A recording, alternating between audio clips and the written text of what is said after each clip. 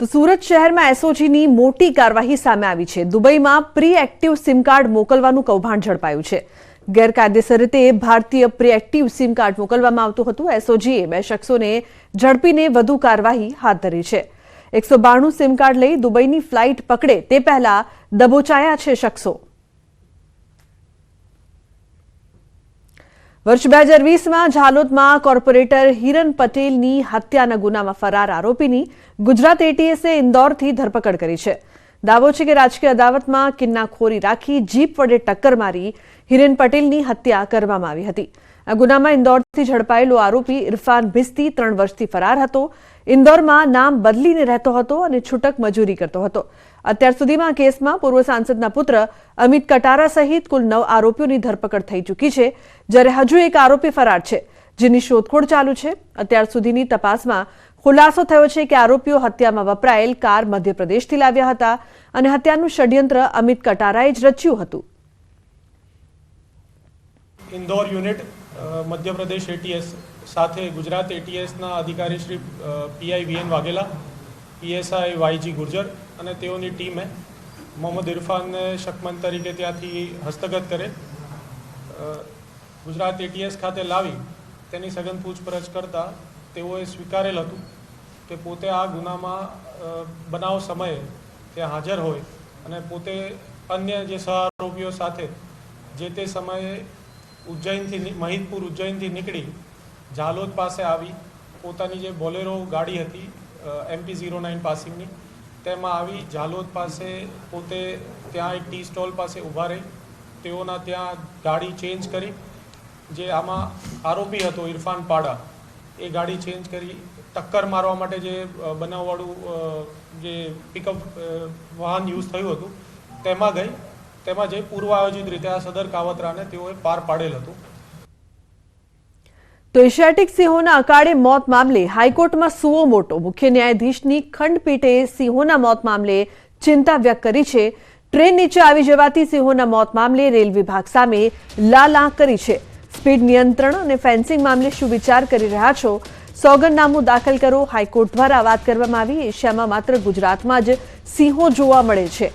હાલની પ્રવૃત્તિ જેમના જીવ માટે જોખમી હોવાની કોર્ટ મિત્રની રજૂઆત।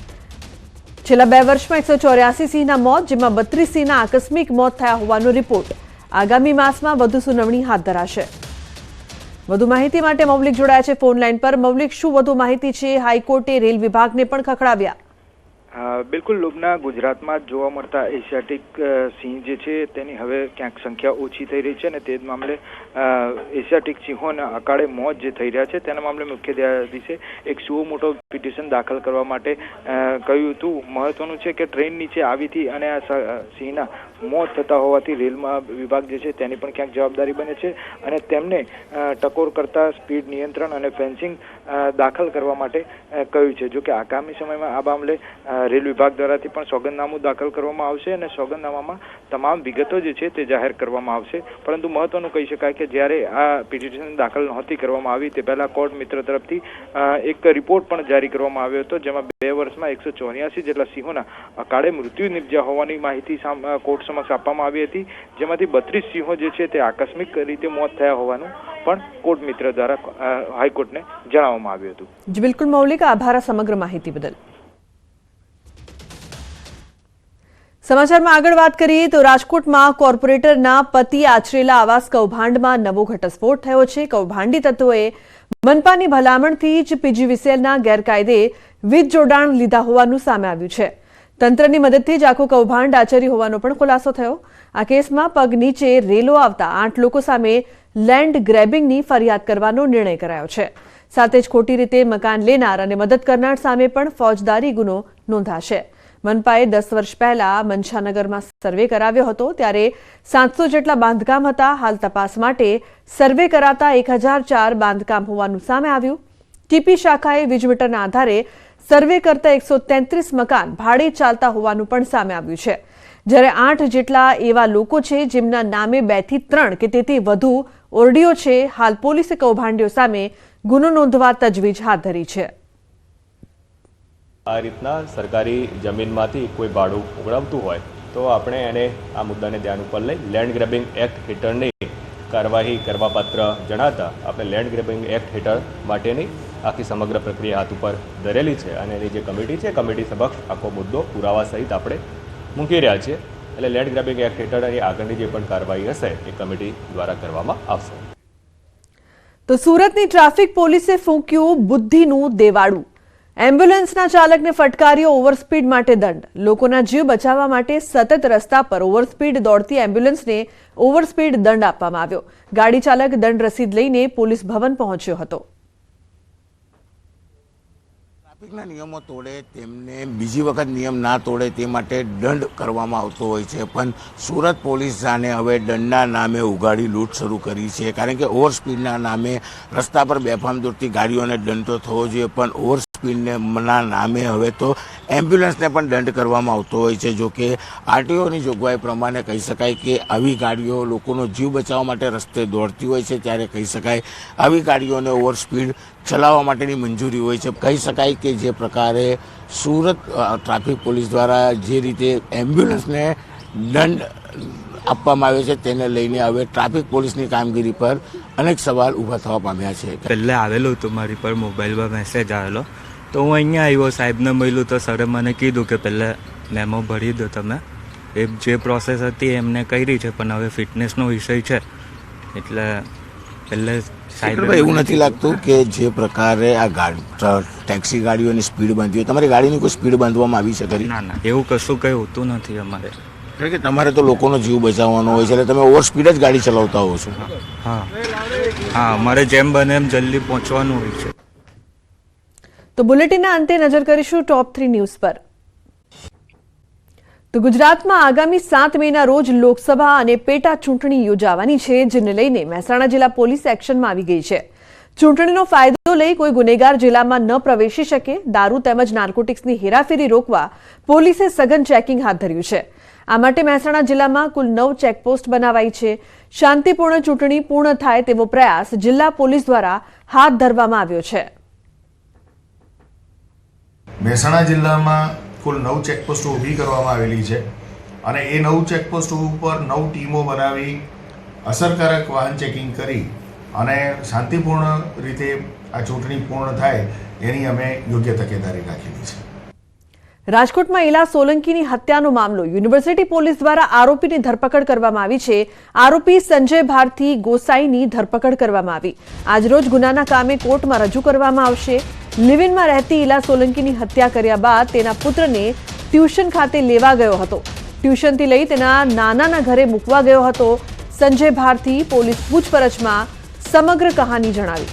આરોપી સંજય ભારતી પોલીસ પુત્ર હોવાનું પણ સામે આવ્યું છે. તો આજે આરોપીને કોર્ટમાં રજૂ કરવામાં આવશે. ઇલાની હત્યા બાદ તેના પુત્રને તે ટ્યુશનથી લેવા ગયો હતો અને નાનાના ઘરે મૂકી ગયો હતો. પોલીસ સમક્ષ તેણે આ સમગ્ર મામલા અંગે કબૂલાત કરી છે. તો ઇલા સોલંકીની હત્યા કરવામાં આવી હતી અને હવે આ હત્યા અંગે ખુલાસા થઈ રહ્યા છે. આરોપી સંજય ભારતીની ધરપકડ કરવામાં આવી છે. આજે તેને કોર્ટમાં રજૂ કરવામાં આવશે.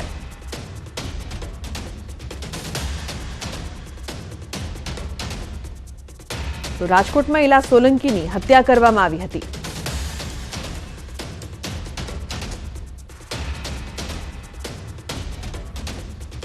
વધુ માહિતી માટે અંકિત જોડાયા છે ફોન લાઈન પર. અંકિત, શું છે સમગ્ર મામલો? જે પ્રકારના ખુલાસા સામે આવી રહ્યા છે, હત્યા પાછળનું કારણ શું?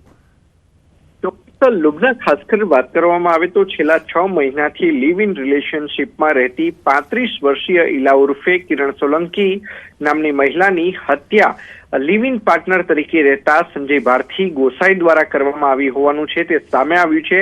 સમગ્ર મામલે મૃતકની નાની બહેન પૂનમ મકવાણા દ્વારા યુનિવર્સિટી પોલીસ સ્ટેશન ખાતે આઈપીસી 302 અને એટ્રોસિટી એક્ટ અંતર્ગત ગુનો નોંધાવવામાં આવતા એસીપી પશ્ચિમ રાધિકા ભારાઈ અને તેમની ટીમ દ્વારા આરોપીને ઝડપી પાડવામાં આવ્યો છે અને હવે ગણતરીની જ કલાકોમાં આરોપીને ગુનાના કામે કોર્ટમાં રજૂ કરવામાં આવશે. આરોપીની પ્રાથમિક પૂછપરછમાં તેણે ઘર કંકાસથી કંટાળી જઈ મૃતક ઇલા સોલંકીની હત્યા કરી હોવાનું જણાવ્યું છે.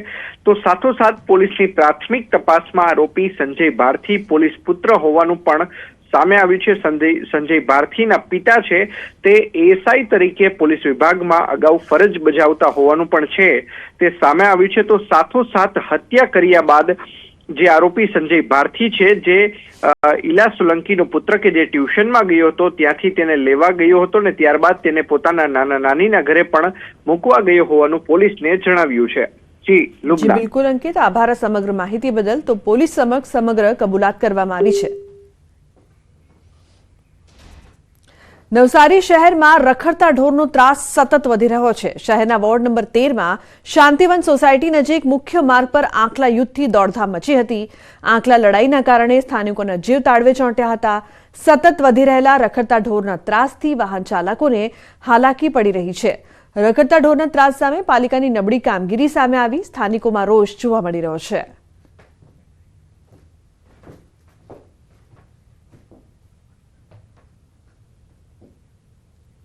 સમાચારનો પ્રવાહ યથાવત રહેશે. હાલ રોકાઈશું એક બ્રેક માટે. આપ જોતા રહો news 18 Gujarati.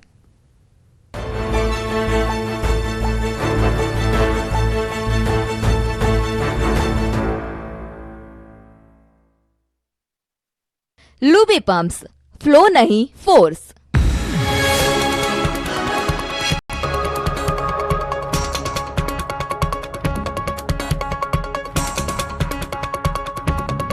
Luby pumps, flow नहीं फोर्स.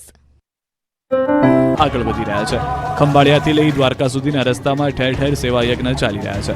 આ તરફ પોલીસ દ્વારા સતત પેટ્રોલિંગ રાખવામાં આવી રહ્યું છે અને સેવા કેમ્પ દ્વારકા જિલ્લા પોલીસ દ્વારા રાખવામાં આવ્યો છે.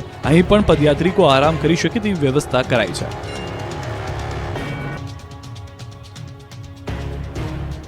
યાત્રાધામ ડાકોર ખાતે ફાગણી પૂનમની ઉજવણી માટેની તડામાર તૈયારીઓ થઈ રહી છે. રાજાધિરાજના દરબારમાં લાખો ભાવિક ભક્તોનું ઘોડાપૂર ઉમટશે. ફાગણી પૂનમને લઈને લોકમેળામાં આવનાર શ્રદ્ધાળુઓ માટે મંદિર કમિટી દ્વારા વિશેષ વ્યવસ્થા કરવામાં આવી છે. ફાગણી પૂનમના લોકમેળામાં લાખો શ્રદ્ધાળુઓ ગુજરાતભરમાં ડાકોર ખાતે ઉમટશે. ડાકોર તરફના માર્ગો જય રણછોડ માખણચોરના નાદથી ગુંજી ઉઠશે. અમદાવાદથી ડાકોર સુધીમાં 250થી વધુ ભંડારા તેમજ 9 પોલીસ ચેકપોસ્ટ અને 10થી વધુ આરોગ્ય કેન્દ્રથી માર્ગ સજ્જ છે. ડાકોરમાં 2000થી વધુ પોલીસ બંદોબસ્તમાં છે. દૂર દૂરથી રાજા રણછોડરાયને મળવા માટે ભક્તો આવવાના છે. ત્યારે લાખો પદયાત્રીઓની સેવા માટે સ્વયંસેવકો આતુર છે. પદયાત્રીઓને જમવા, ચા નાસ્તા સહિત આરોગ્યની સેવાઓના મંડપો ડાકોરના જોડતા માર્ગ પર બંધાવવાના શરૂ થઈ ચૂક્યા છે. મંદિર પ્રશાસન દ્વારા આપવામાં આવેલી જાણકારી પ્રમાણે પૂનમના દિવસે સવારે 4 કલાકે મંગળા આરતી થશે. એ બાદ સવારે 9 કલાકે શણગાર આરતી, ત્યારબાદ બપોરે 3:30 કલાકે રાજભોગ આરતી અને 5:15 વાગીને ઉત્થાપન આરતી. તે બાદ સાંજે 5:15 ઠાકોરજી નિત્યક્રમ અનુસાર શયન ભોગ, સખડી ભોગ આરોગી અનુકૂળતાએ પોઢી જશે. રાજપીપળામાં રમાય છે વૃંદાવન જેવી ભવ્ય હોળી. વૃંદાવનમાં રાધા કૃષ્ણ અને સખીઓ સાથે રમતા 40 દિવસની રાસ રસિયાના સખા ભાવે હોળી રમાતી. આ ભાવ સાથે જ રાજપીપળાના વૈષ્ણવ સમાજ લઠમાર અને રસિયા હોળી રમ્યો. કહેવાય છે કે વૃંદાવનમાં જે પરંપરાગત હોળીનો ઉત્સવ હોળીના 40 દિવસ પહેલાથી ઉજવાય છે, તે જ પ્રથાથી નર્મદા જિલ્લાના રાજપીપળા શહેરમાં આજે પણ વૈષ્ણવ સમાજ દ્વારા અનોખી હોળી રમવામાં આવે છે. આમ તો હોળીનો તહેવાર ભારતભરમાં ઉજવવામાં આવે છે, પરંતુ જે વૃંદાવનમાં લઠ હોળી ઉજવવામાં આવે છે તેવી જ હોળી રાજપીપળાના વૈષ્ણવ સમાજ દ્વારા ધામધૂમથી ઉજવવામાં આવે છે. એક ધાર્મિક માન્યતા પ્રમાણે હોળી 40 દિવસનો ઉત્સવ છે, જેમાં વસંત પંચમીના દિવસથી 40 દિવસ સુધી અલગ અલગ રીતે હોળી ઉજવાય છે અને 41મો દિવસ એ ડોલોત્સવ તરીકે ઉજવાય છે, જેમાં ખાસ કરીને કૃષ્ણ લાઠી મારી ગોપીઓએ બચાવ કરતા હોય તેમ લઠ હોળી અહીં ખૂબ જ પ્રખ્યાત છે. એક માન્યતા મુજબ કૃષ્ણએ 4 સખીઓનું વૃંદ બનાવી 40 દિવસ સુધી હોળી મનાવી હતી. તેથી જ આ સમાજની બહેનો અને ભાઈઓ હોળીના 40 દિવસ પહેલાથી જ રસિયાના નામથી કૃષ્ણ ભક્તિમાં લીન થઈ અને ગુલાલથી હોળી મનાવે છે. વૈષ્ણવ સમાજની મહિલાઓ બરસાનાની હોળીની જેમ હોળી રમે છે અને આ હોળી ખેલી કૃષ્ણ ભક્તિમાં લીન બને છે. આદિવાસીઓના મુખ્ય તહેવાર ડાંગ દરબાર 2024ની રંગારંગ શરૂઆત જિલ્લા વિકાસ અધિકારીના હસ્તે ખુલ્લો મૂકવામાં આવ્યો. 118 વર્ષથી સતત યોજાતો ડાંગ દરબાર 5 દિવસ સુધી ચાલશે, જેમાં પ્રથમ દિવસે ડાંગના 5 ભીલ રાજાઓનું જાહેર સન્માન કરી પોલિટિકલ પેન્શન આપવામાં આવ્યું હતું. ડાંગ દરબાર આદિવાસીઓના મુખ્ય તહેવાર છે અને હોળી પૂર્વે ડાંગ દરબાર યોજાય છે. સામાન્ય રીતે રાજ્યપાલના હસ્તે મેળાની શરૂઆત કરવામાં આવે છે, જો કે આ વખતે આ મેળાનું ઉદ્ઘાટન જિલ્લા વિકાસ અધિકારી રાજ સુતારના હસ્તે કરાયું.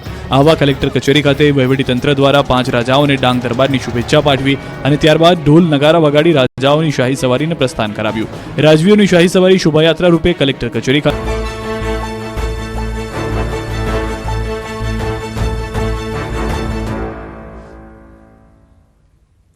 તો સુરત શહેરમાં એસઓજીની મોટી કાર્યવાહી સામે આવી છે. દુબઈમાં પ્રી એક્ટિવ સિમ કાર્ડ મોકલવાનું કૌભાંડ ઝડપાયું છે. ગેરકાયદેસર રીતે ભારતીય પ્રીએક્ટિવ સિમ કાર્ડ મોકલવામાં આવતું હતું. એસઓજીએ 2 શખ્સોને ઝડપીને વધુ કાર્યવાહી હાથ ધરી છે. 192 સિમ કાર્ડ લઈ દુબઈની ફ્લાઇટ પકડે તે પહેલા દબોચાયા